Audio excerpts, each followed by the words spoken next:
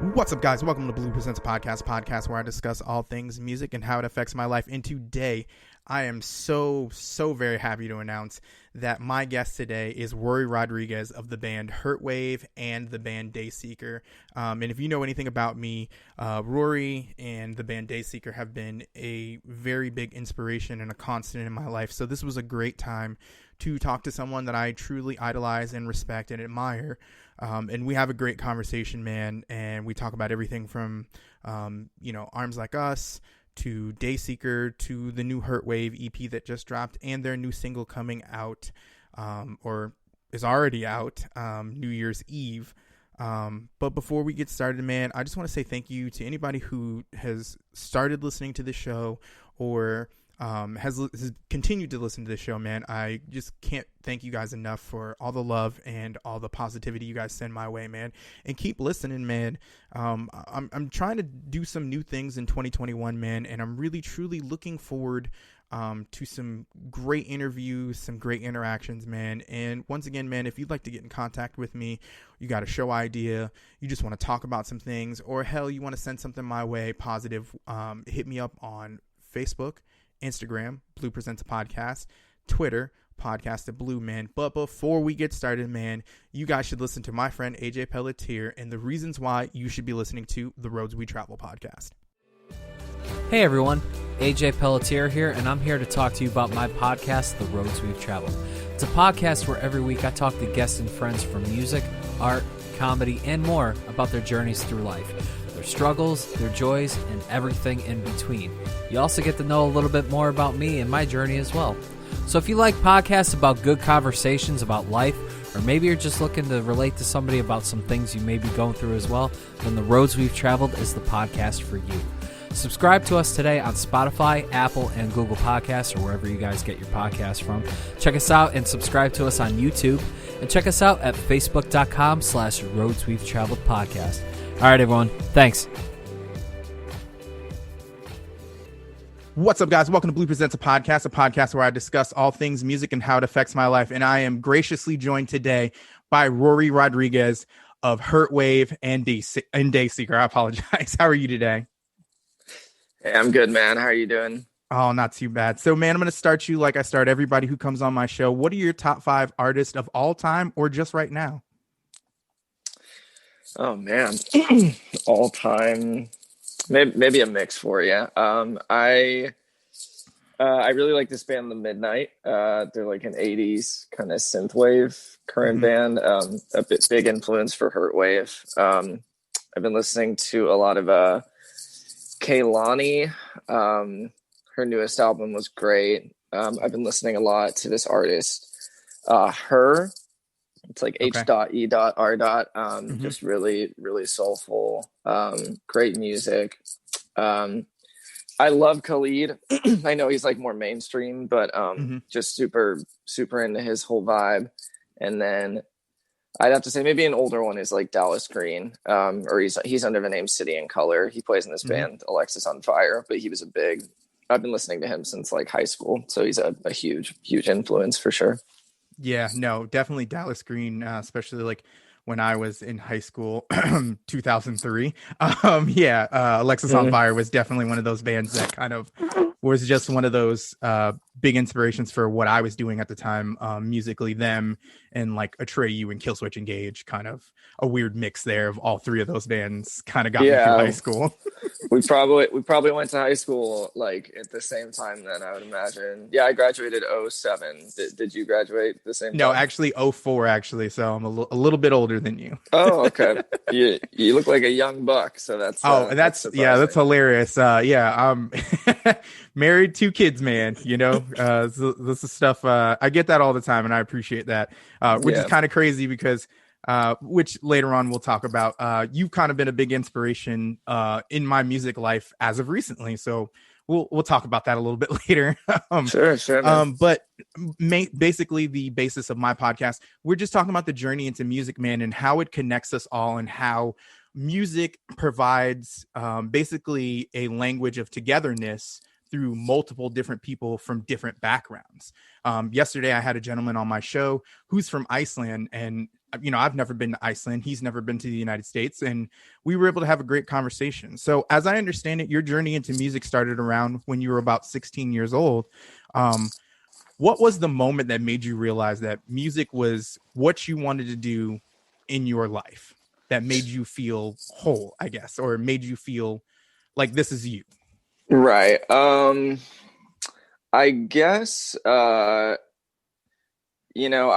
think growing up, I was always kind of like, oh man, like what's like my thing, or like what could I be good at? And, I tried getting into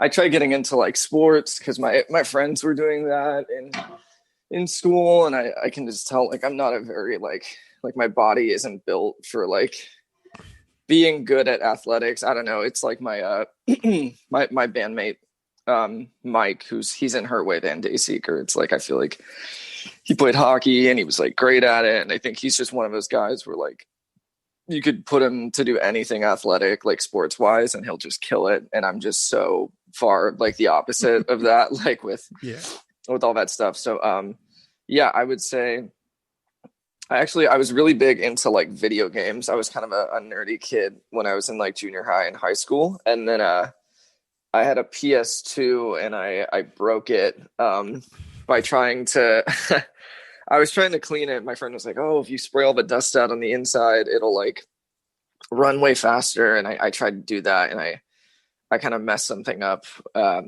after I had taken it apart. So when I put it back together, it didn't turn on anymore.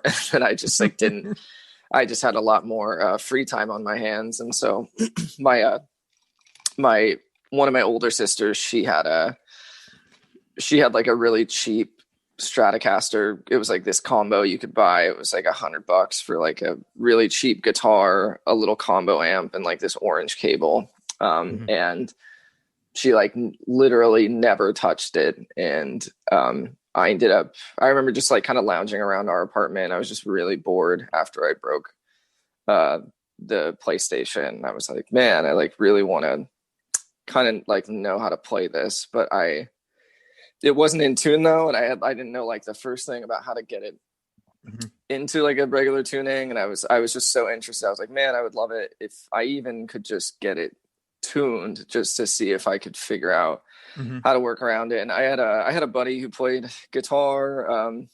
And so he basically helped show me a couple chords. And then I just kind of looked stuff up on like this website, Ultimate Guitar, just to find tabs. And so I was a lot more of just like a guitar player at first. And then I kind of, I wanted to get into singing, but truthfully, I was pretty shy about it. I still kind of am, which is like ironic, I guess, for like the level that Dayseeker is at. I mean, we're not like famous, but and it shows, it's fine. But I mean, if I'm at like a friend's house or a party and they're like, play something, I get super like, no, I don't want to do that. Like it feels kind of weird. But it might be because I think I have like trauma from the guy who showed me kind of how to play guitar a little bit when I was younger in high school. He was also kind of a singer-songwriter. And so I think he had a weird like competitive edge in him or something. And he like,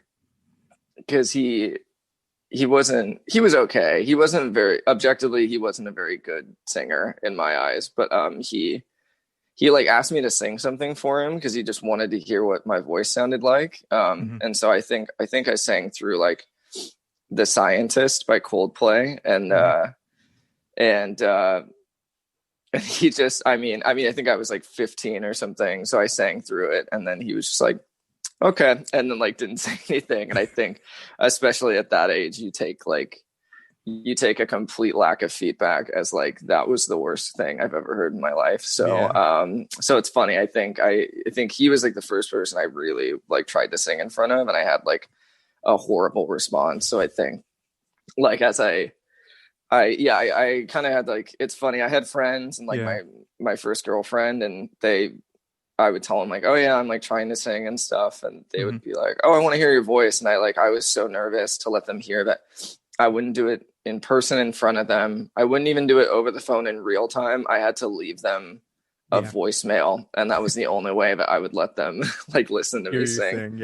Yeah. So it it took a while to get like comfortable doing that in front of people. But I guess to answer your question, I guess in a short form is like, I think picking up guitar and stuff, I was kind of like I don't know, it felt like I had like a natural kind of knack for it. Like I was like, oh, like I think this is like my thing. Like I know how to do this like pretty okay, and it feels more like I have a more natural knack for it than like anything else I've tried in my life up until this point. So no.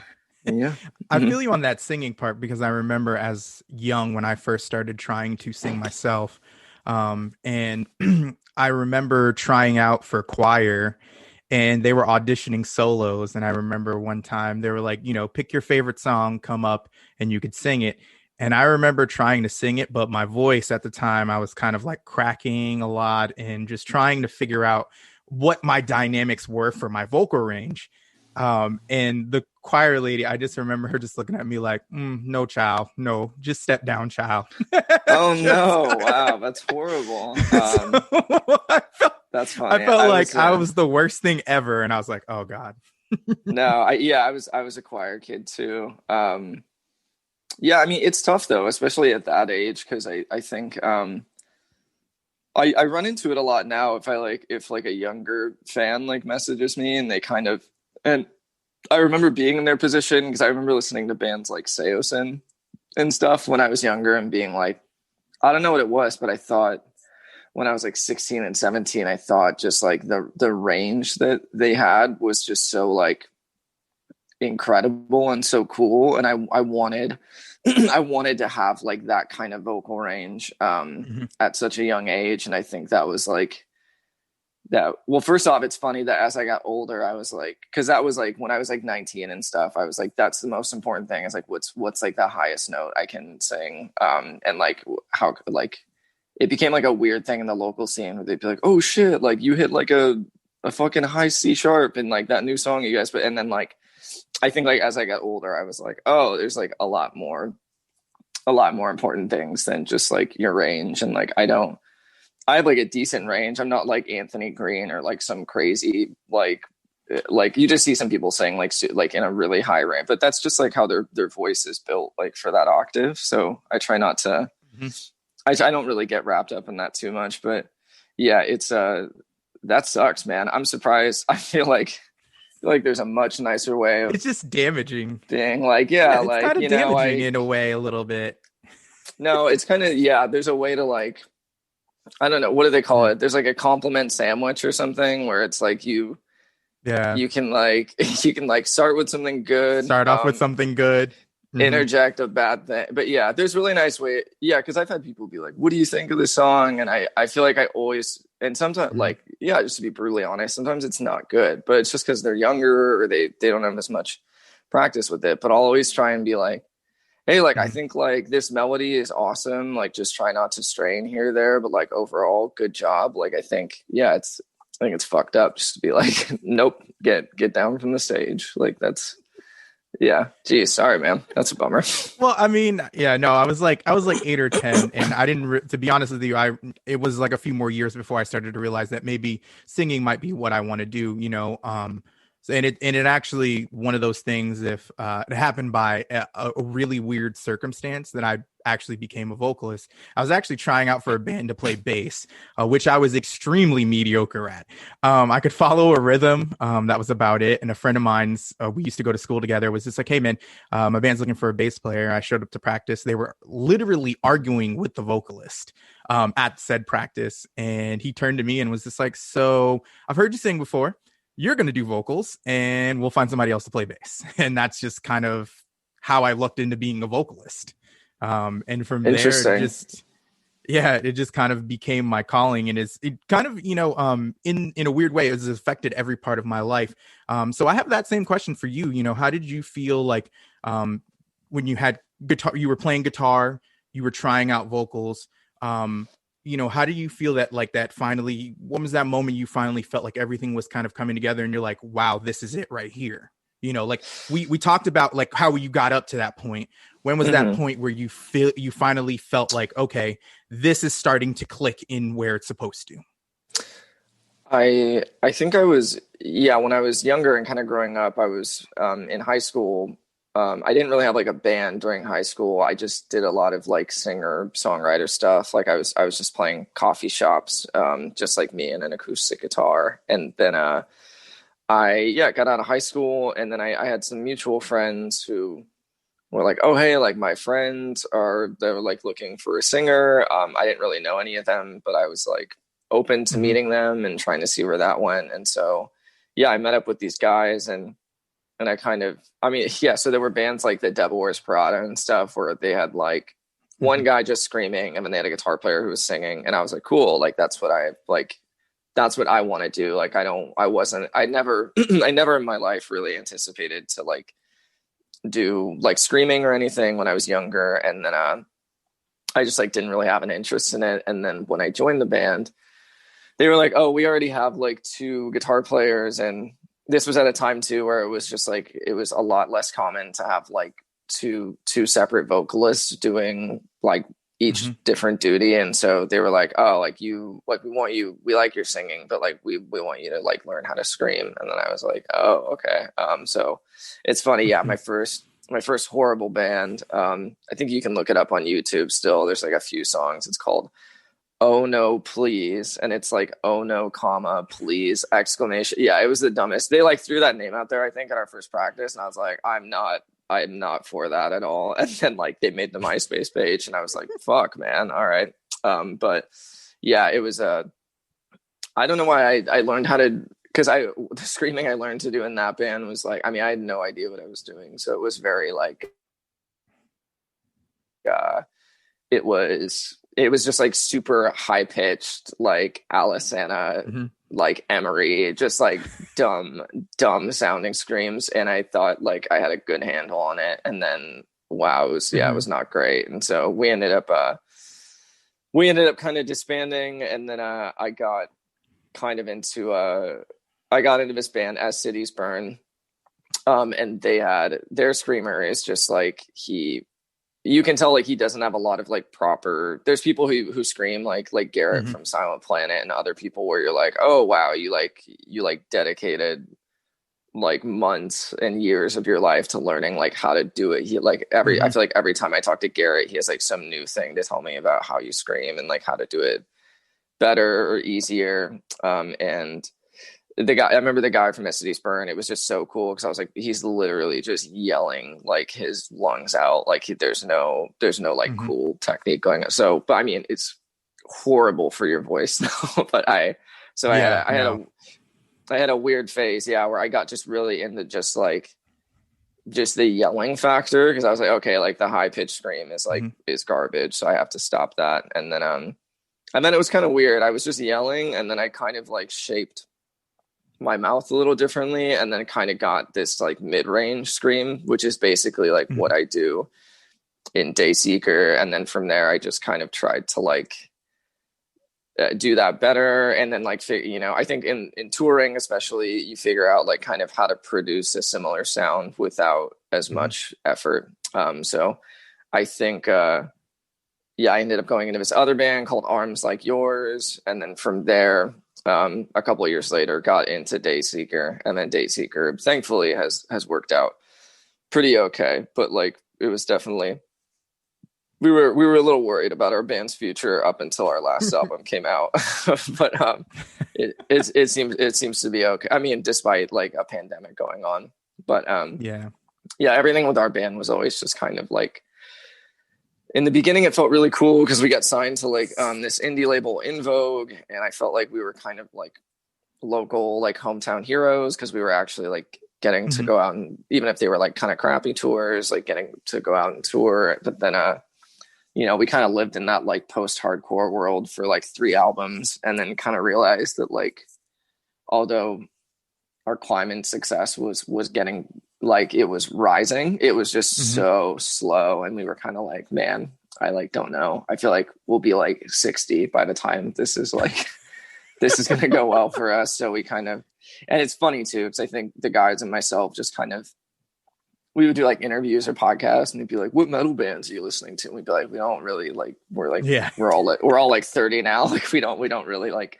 There's really few like metal bands I like actively look forward to like their music coming out, and we were like, oh, we just listen to a lot of pop and like a lot of just like softer stuff, and then but I think we were always kind of like, oh man, we could write like a more mellow album or like a more alternative rock, but we were worried that like people like any small following we had were going to be like, you fucking sellouts. And so it was funny though, because we were kind of like, on our last album, we were like, let's just write what we want to write. Because we tried to do like a super metal, I don't know, like metal hardcore album on our third one. And I feel like we like lost some people. And we were definitely like, if like Sleep Talk doesn't go well, I don't know how much longer we're going to keep doing this. And then like, thankfully it went really well. Yeah. It's kind of a bummer. Like the pandemic hit right at the peak of that album coming out, but it's been good. I've been happy with it so far. So I remember hearing you guys around like the 2012 era when you guys had like Resurrection, What It Means to Be Defeated, and they were kind of demos. They were kind of just like out there, and I've heard a couple of those songs, which is hilarious because I remember seeing you in 2014. A friend of mine's band opened for you guys in Jacksonville, Florida, and then 2017 I moved to Massachusetts and I saw you guys Thanks Killings with Ice Nine Kills, and it was man.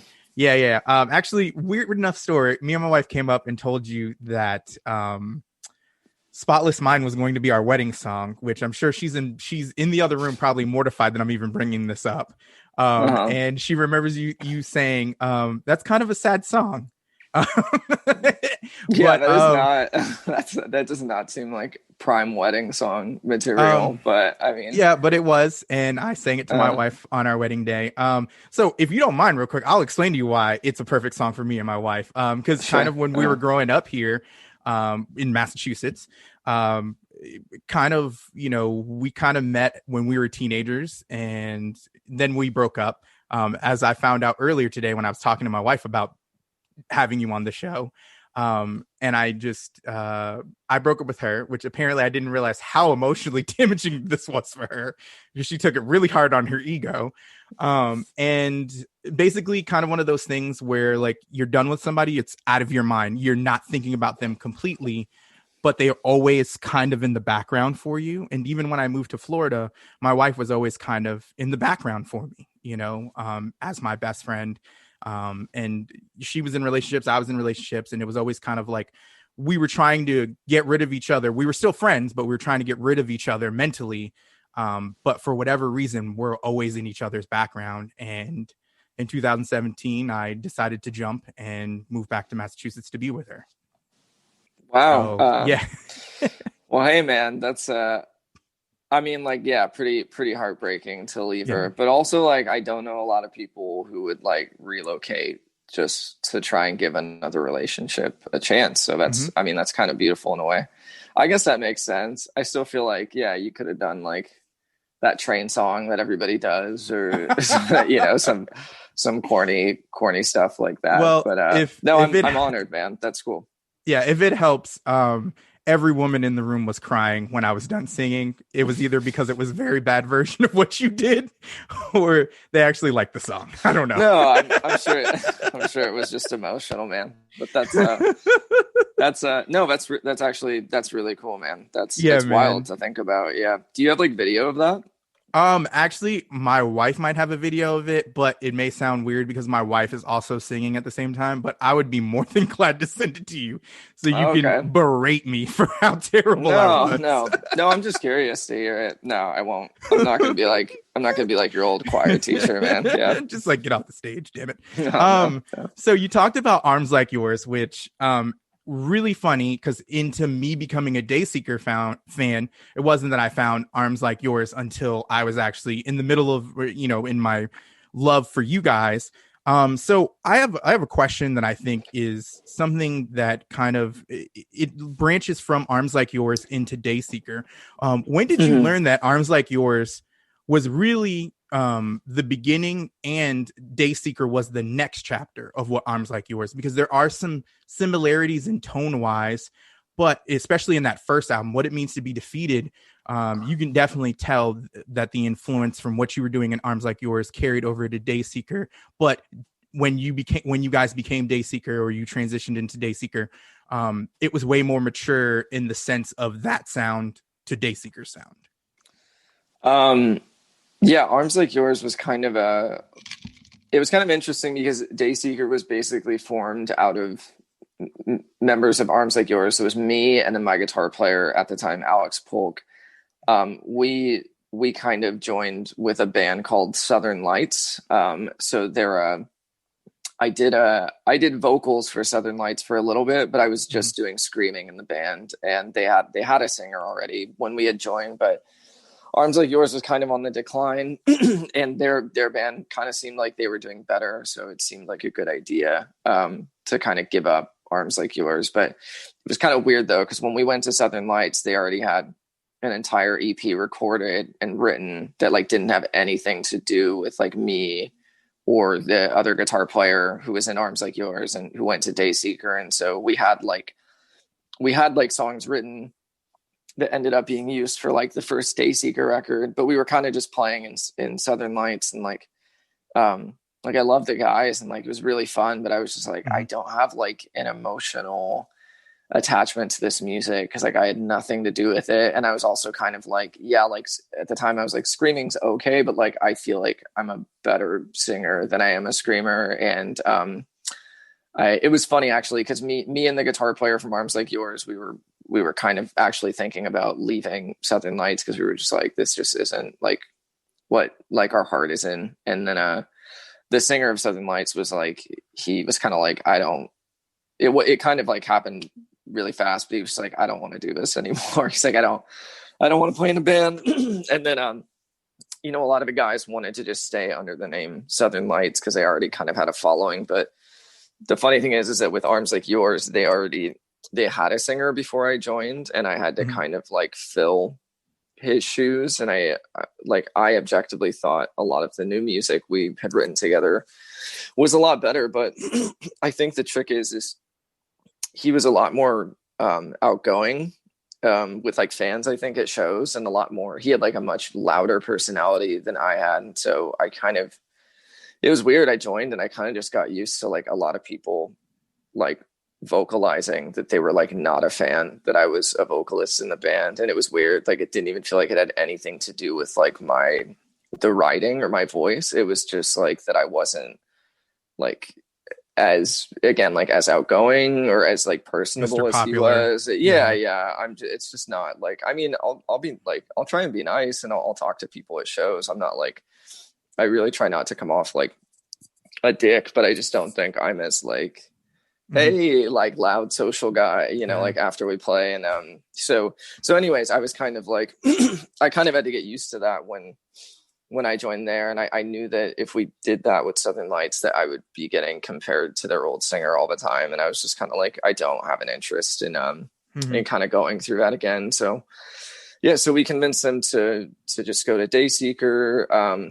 And then so it's funny. Yeah. Cause I just sing in Dayseeker, but I wrote a lot of the guitar for like the Arms Like Yours stuff, and me and Alex did. And then when we went to like Dayseeker, it was like kind of the same.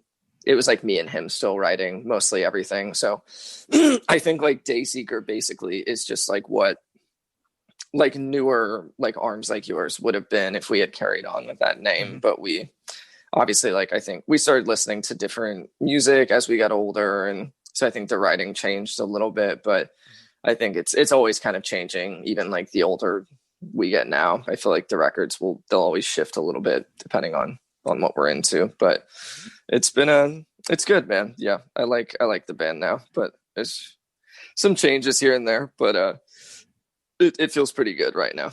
Yeah. Yeah. And I think especially over the course of your albums, there's something to be said about your guys' talent and ability. For me, every album is just better and better and better. And I feel like Sleep Talk is that great culmination of everything that you guys have been doing over the years. And then, you know, for me, it was one of those records that I felt like this was the most complete version of you guys. So this is a question that was posed to me by my friend Brandon. And he is as well a big fan as I am. And one of the things he brought up to me was a lot of your albums come from a very emotional and deep place. He was wondering, is this more of like what you're feeling at the time, or is this more of what does it take to get you to that point where you're writing these songs? I do know some of the songs. I've had a conversation with you before at a show where we've discussed some of the songs come from just conversations you have with friends. But I know a lot of your songs, you know, like The Earth Will Turn, those are personal songs to you. So like I said, do they come from places where you're at emotionally at that time, or is this something, a mode you feel like you have to get into when you write? Yeah, it's a good question. It's a lot of it is super like very case by case. Like there's definitely times where, I mean, the shitty truth is that you have like a quota to hit on the amount of songs you're writing for an album. So I might write like 8 and feel good about them. And then you kind of have to get like, you might have like 2 or 3 more to write. And you're like, I don't know. I wrote about like bad relationship on this one, like my mom, you know what I mean? Like I feel like there's only so many things before you start getting kind of into weird stuff. So I was just, so sometimes I like Spotless Mind. Yeah. I was like, oh, I always wanted to write a song about a movie. So I did that. Or or I've like Vultures. Yeah. It's about my friend who's like sexually assaulted. So a lot of times I am pulling from other people's lives, but, it's a mix, honestly. There are times where I've been like, oh man, like I really like, even right now I have like songs for the next Dayseeker record where like, I'm not in the mindset that I was when I had the inspiration for writing those songs, but I'm like, I know thematically and like lyrically, I think it could be really cool. So I'll kind of snap myself into that when we start writing it. But then I do think though, that there's like something to be said about writing a song when you're actually like in the thick of it. Cause for Hurtwave, we were only going to do 6 songs for our like little EP. And then the last 4 songs that I wrote for the album, and they're actually, ironically enough, they're the last 4 songs that are going to come out on the EP. I wrote about like one girl, and it happened like 6 or 7 months ago. And it's just, it was funny because I was like, I don't know what I'm going to write these like songs about. And then I hung out and it's funny because I have a long history with this girl. I've written a lot of Dayseeker songs about her, with like both Sleep in the Seas, The World Was Quiet. I wrote Already Numb about her on like SLEEPTALK, and then she kind of like re-entered my life like 8 or 9 months ago. And it was funny because I was like, man, historically, this does not go very well for me. But I remember though walking into going like, I'm sure like I'll get like some good writing out of it, at least if this goes south. And of course it did. But so it's funny because we put out this song called My Father Said, and that was like not supposed to be a song on the EP, but I spent I like hung out with her, and a few days prior we had hung out. It was like our first time seeing each other in like years, and it went like really well. And I actually thought like I might enter into like being in a relationship with her soon. I was just like over the moon. And then like we hung out again like 4 days later, and then the vibe had like completely flipped. And and then she was like, oh, I think I got like a little carried away the first time we hung out, and like I need my independence, and you know, all this stuff. And we were supposed to hang out for like a while on the second time, and then I mean she left like, I mean it was like 7 p.m, and then she was like, okay, I gotta go home. And I was kind of like, all right. And then but I remember just like, I think just being on the opposite end of the spectrum of like the high I felt, because I mean this is also a girl, I mean I've been writing about her since our first album, so this has been like a weird ongoing thing for like 7 or 8 years. And so it felt like this weird like, oh wow, I might like actually have a shot at like being in a relationship with this person. And then to feel like her kind of withdrawal, like the second time we hung out, I remember, yeah, she left that night. And then I was just sitting in my room, just like, I don't get like, I know like it's probably not easy to believe, but I don't get like super, super bummed out, sad, like typically. And I remember being like, fuck, like, like this is horrible. And so, yeah, I was just kind of playing guitar in my room, and then it's just weird. That song was weird because there's some songs where I sit down and I'm like, okay, I want to write about this. This is what I'm going to write about. And that I feel like My Father Said kind of just like, it just like came out of me. I wasn't like, I'm going to write about like what my parents taught me indirectly, like in how I approach relationships. But how like this girl, I like didn't want to do that. But it was weird because I was just like, oh, my father said to keep guard. But he never said when I should start. And then I just kind of kept writing about how I felt about her and how I felt like she was kind of running the other direction. And it was just weird, man, because I'll sit on some songs for like months or years. And I wrote My Father Said in like 3 or 4 hours that night. It was just like, you hit like a what do you call it? One of those moments where you're flowing with an idea and you can't help but just it spills out of you creatively. Yeah, it sounds like. Exactly. It was just so that's, I guess, yeah, just to answer your question, there's I can for sure write a song like not being in the moment with it, but it for sure is easier to write if I'm like actually feeling it, because I was just that song just kind of poured out. And it was funny because we already had like 6 kind of rough ideas down for Hurtwave at the time. And then I remember texting our producer and going like, I got one more, I think. Like, I think we'll just like, we only had a contract for 6. I was like, we'll just pay a little bit more to do this one. I was like, because I think it'll be really cool. And then I was kind of worried it was gonna, sometimes that happens where like I get really excited about something and then I bring it to the guys and they're kind of like, it's like, but I remember, so it's hard because I was like, damn, I can't tell if this sucks. But then I remember showing Mike and Hurtwave and then our producer, and then he was like, oh man, he's like, I feel like the lyrics, especially in this one, are like really well written. And it's like, no, it's like weird to say, but I feel like a lot of times I finish some songs, I'm like, I did like 80% good on that song. Like there's like some verses and lines where like I feel like I could have been more inventive or more, I don't know, like more personal. But I felt like that one, I wrote it and I was like, I feel really proud of just like what I wrote and what I was trying to get across with that song. So it's better for sure if you're really depressed, if you have to write about something.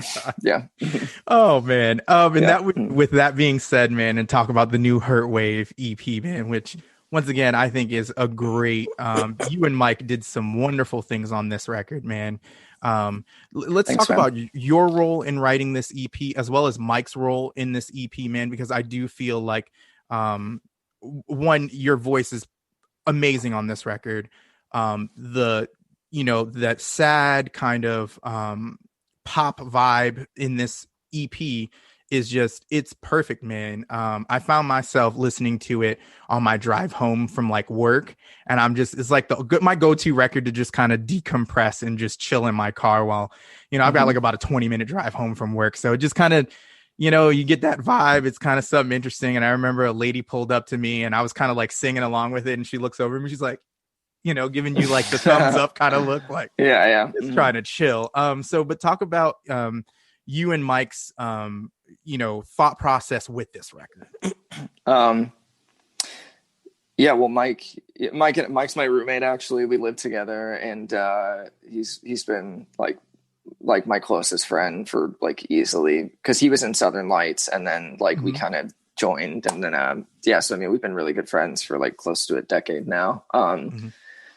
I don't know. Yeah, I had like some acoustic stuff written, like instrumentally, and then we were just kind of hanging out on the weekend. And it's funny because Mike didn't really get into like audio, like production or recording until like maybe like 4 years ago or something. And then he just had like a very basic GarageBand setup on his MacBook, and we the first thing we ended up demoing out was Sever, which was our first single that we did together. But it's funny, there was like it's funny because a lot of these songs have kind of like been like written and then like completely torn apart and like rewritten into like what ended up coming out, because Sever had an entirely it had like a different chorus, and the chorus was like horrible. It was like, it was not good. I think we kept a lot of I was like really into a lot of the verse stuff we had done, but I had a bad chorus before we got into like the thing. And then we were just demoing stuff out just kind of like for fun. We didn't really know if it was going to be like a thing. And then, not to like completely shit on our current label or anything, but they kind of like, because they were kind of, well, basically I was on an indie label before we got on the Spine Farm. When we were on In Vogue, I could put out like solo stuff and do anything I wanted to, and I felt like our label owner was just like, he's like, I only really own the rights to Dayseeker, so he was like, just do, he's like, do whatever, man. And I was kind of naive in assuming that was going to be the same thing. Because this label is owned under Universal, and I guess they are very like, I guess the crappy thing is like when we signed on with Dayseeker, my contract also said that like I, Rory Rodriguez, am also individually signed to Spinefar or like to Universal as like an individual artist. So like it's not mandatory that they have rights to anything, but like if they hear something I'm doing that isn't Dayseeker and they want the rights to it, they have the right to, so it was kind of, it was kind of a bummer because we were kind of like, oh man, like because it hits a weird point where we're like, well, if the terms or the contract are horrible though, like what do we, and we don't want to sign with you, does that mean like we can't release the music? Which it kind of, basically long story short is, I think Sever came out a little earlier this year in like May or June or something. That we recorded that song around like 3 or 4 years ago, and we had, it's funny too because I'm like, I feel like my voice sounds a little different on Sever than it does on some of the other stuff, and I think it's just because it was just I recorded it a long time ago. We just ran into a weird thing with our label where they were like, oh, it sucks because Dayseeker has a little bit more pull and obviously more of their attention. So it was kind of like Mike and I going like, we have a side thing though. And they were like, yeah. Like who gives a shit though? Kind of a vibe, but it was really, I know, but it was really annoying and frustrating. So I was like, it's fine if you don't give a shit. Like, I don't care if you do, but like, if you don't care enough, then like, cause we were like, just let us put it out then, like, and you don't have to take any rights of it. But then they were like, yeah, but we're like investing so much money towards Dayseeker. Like if that project starts making money, like we feel like we kind of are like entitled to something. And I was like, yeah, okay. Then like, cause they kept sending offers. Like it's pretty common that a label will take most of your royalties, which is fine. But they were like, they'll usually go like, okay, you can have like 10 grand for like your first album, like 15 for your second.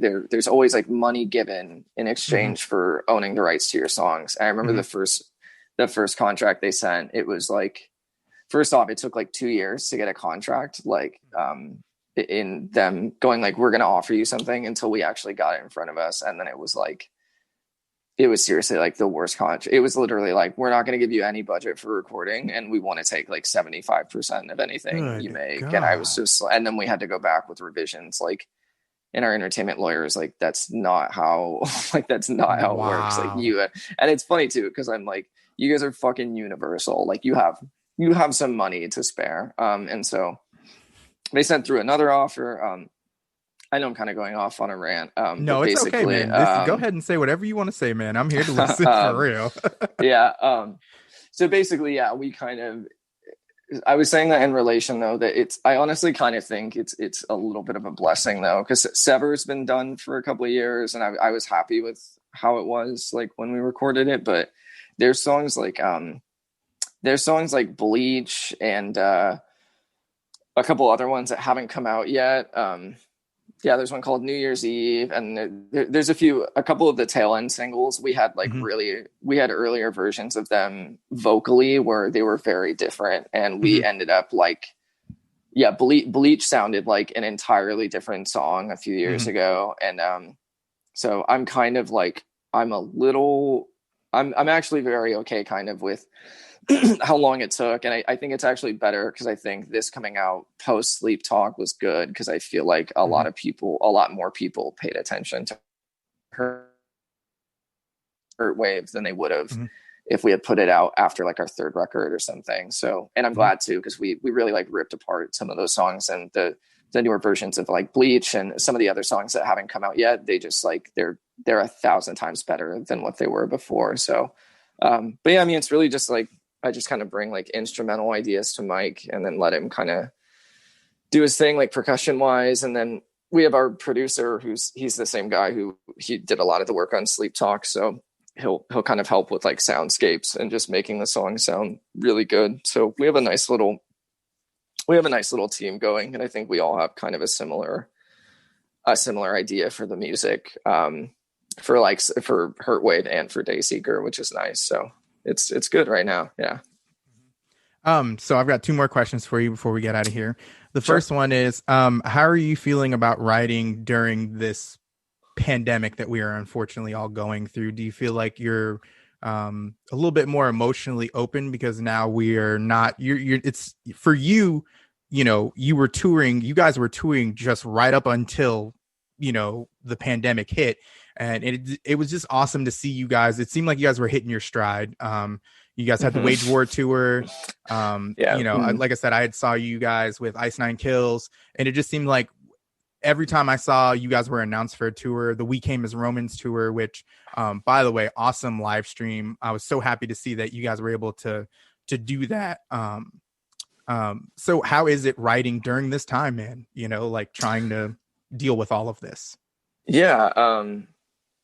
It's good, man. I can't say it's a lot different than it was before. Again, I think it's kind of just circumstantial depending on like where I'm at in life. But I mean, the funny thing is I actually feel like the pandemic allowed me to kind of like for Hurtwave, especially like when the pandemic had started in like March, like I still had like 4 or 5 songs to write for our Hurtwave release. And I feel like obviously reconnecting with that girl was like a big like catalyst for getting inspiration. But I think like I feel like Mike and I had a lot of time. We worked on a lot of that EP like just here at our house, and I think like it honestly was kind of nice having the time off to write for that stuff.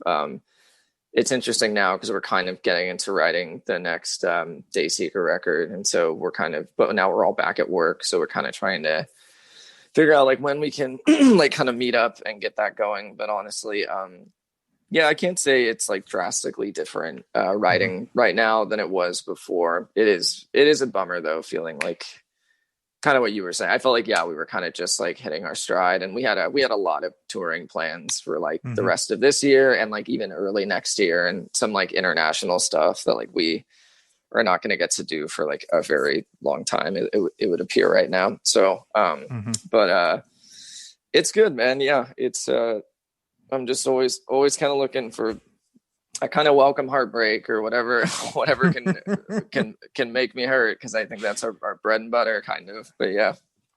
Yeah. And so my last question once again comes from my friend Brandon, because like there's a lot here. So his big question is are there any plans for any reimagined versions off of Sleep Talk? It's something that's very common with you guys, and every time you guys do a reimagining, it's almost like I fall in love with the song all over again. Yeah, I go in next Saturday to start working on that stuff. So we're, I don't know what we're doing. We kind of did like a weird digital thing on our last one. We used to just do acoustic stuff, but I think we were kind of like, the acoustic stuff's kind of weird. So we might do we were trying to do maybe more like synthwave versions of a couple songs, but then I'm also like, I don't want it to sound too much like it could just be on like the Hurtwave EP. So it's a we're gonna have to find like weird middle grounds, but yeah, but we're going in to start next week, and we'll hopefully have that done within like a month or a month and a half, because those songs it's a little bit easier, because it's like you they're already written. You just have to kind of like, we'll usually adjust the key down like a little bit, just to get it like some different tones. And then probably, again, we'll just pick like more 80 sounds and just sing it a little differently. But yeah, we're for sure, we're planning to do a deluxe for Sleep Talk. That'll come out like probably, I think like spring or like April or May of like next year. And then, but we're already like, we're kind of starting to try and write for our next album, because I think we want that to come out at some point in like fall or late of like 2021 kind of. But I think it has a lot to do also with like when we're allowed to like tour and play shows again. But yeah, we're definitely going to stay busy, and we got like some new stuff written that I think is cool. So we'll see. It's definitely, it's scary with like an album like Sleep Talk, because it did so well, and I am so proud of it like overall. But I think it's like when you write something really good, it's like harder to top like in the future. Like so it's like mentally you're like, it's back there in the back of your head. You had this success and you're just like, we want to swing for the fences again if we can, you know? I know. Yeah. No, I've talked to my producer about it a couple of times, that I'm like, I'm really worried actually. And he's always so confident. He's like, no, we're gonna smash that one. He's like, we're going to blow it out of the water. I'm like, I don't know, man. Like, that's like, it's just so hard though. Cause it's scary as a musician. Cause I think because you know what's funny is we had our third record, which it was like this concept album called Dreaming is Sinking, Waking is Rising. And it's so funny because I remember recording it and being like, this is like the best thing we've ever done. And like, it is so much better than any of the other albums. And then I remember kind of like, it like picked up a little bit, but I also feel like I would meet some fans who were like, dude, I love Origin. Like they wouldn't even mention that record. And I'd be like, fuck. Like, and I think, but it's a trip because you get like an emotional attachment to the music because it came from you. But it's funny. It kind of put me in check, because I was like, damn, I can't just like I can't like just assume that something is good just because like it came from me and the guys. But it was funny because I remember even with like Sleep Talk, like I was into a lot of stuff but it was funny. Even like the song Sleep Talk, I remember I didn't realize not like how good it was, but I remember like recording it and we were like listening back like on the vocals. I remember the producer was like, what the fuck, dude? He's like, this is so good. And I was like, really? Like I wasn't like, oh, it sucks. But I was like, I didn't know it was like single worthy or like, or I had no idea it was going to do as well as it did for us. So it's kind of scary because we're like writing new stuff. And then I'm like, oh man, like I can't, it's just weird. You're like, I don't know if people are going to like this or not. Like, I hope they do. But I think the good thing is that we're like going to keep, the interesting thing is like, I meet some bands who like, they go to producers and they have like a writing team and they put out an album and it does like so well for them. And it's like, and it's written really well and it's recorded really well. And then they're just like, well, let's just completely change that up on the next record. And then like, it doesn't do as well in the next one. Then I'm like, what are you doing? Like you had like a formula that like, it like proved it was good. Yeah. So that's the thing is like on our next album, it's like, we're going to this guy, Daniel Bronstein. I mean, he helps with all the Hurtwave stuff. He had a huge hand in Sleep Talk. He works a lot with like Spirit Box too, who are like kind of on the come up right now. So, and and he's doing like new volumes. He's like the GOAT, dude. He's just like, he understands.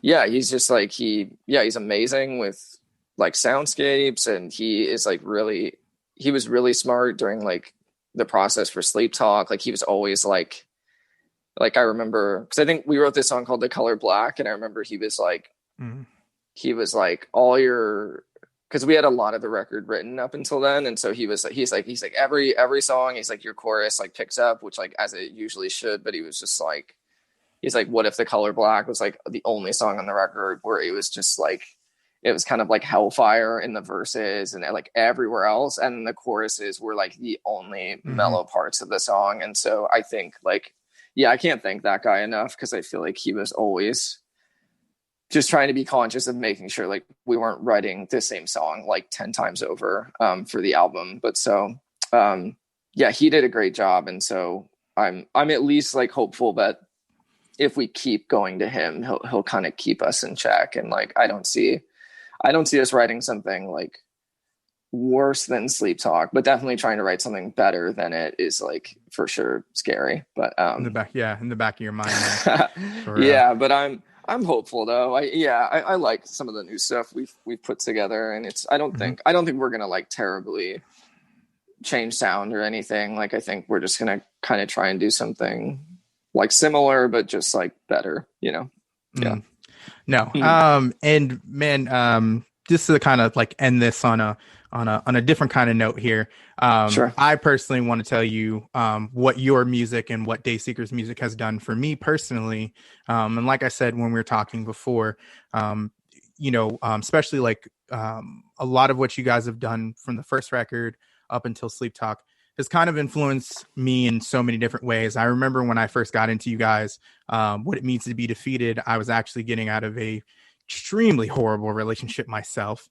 And it was my anthem. It was my anthem. And at the time, besides getting out of an extremely bad relationship, I was being a single father at the same time. So it was like a multitude of things that happened at the same time when I first found you guys. And if you've ever had that feeling, like when you listen to an artist that they are specifically talking about your life, I kind of felt like that for the first 3 records. It was just like, it's almost like he's speaking to me. Something about what you're saying is just, it's all me. Either that or we're just the same sad person on the inside. Yeah. So, and then, Spotless Mind to Me and My Wife. And then a song that I'm sure some people, I think it's one of your better songs that not a lot of people talk. Never See the Sun Rise Again is an inspiration to me because it helped me and my friend Brandon write a song called Charlotte, in which my friend Brandon lost a child, and it kind of Never See the Sun Rise Again was the song that I showed him when he was telling me he wanted to write a song like this. And I said, man, listen to this song. And from there, we wrote this song called Charlotte. And it pretty much is one of the songs that, granted, we're not on any record label. It was something we put out self-release. But from a lot of people who have listened to the song, they consider it one of the best songs that we've ever written together. So just want to say thank you for the inspiration and the music that you've given me and my good friend Brandon to write great songs too as well. Thanks, man. I'm sorry to hear about his daughter or his kid. That's that's horrible, man. Yeah, man. And once he wrote the song, he sent it to me. And once I heard it, I was just like, oh my God, this is everything. And within much like, you were talking about with the, former that after that, you just kind of, everything came out all at once. And within, I think 3 days, we wrote the song. We had it written, awesome, recorded and everything. Yeah. And then we had multiple versions and stuff like that. But I just want to say thank you for being super awesome, being an awesome regular person, just like anybody else. And you coming on my show, man. I appreciate it, man. And I really, truly hope that once all this is over, you guys hit your stride again, man, because I think you guys were doing big things. And if it means anything to you, a guy like me sees something you do and is completely inspired by everything that you guys do. Yeah, that's very nice of you to say, man. Thanks for being so chill. Those were some great questions, and I hope things go back to normal soon. I'm sure I'll see you in Massachusetts, and I appreciate you, man. Thanks for having me. No problem, man. Thank you so much.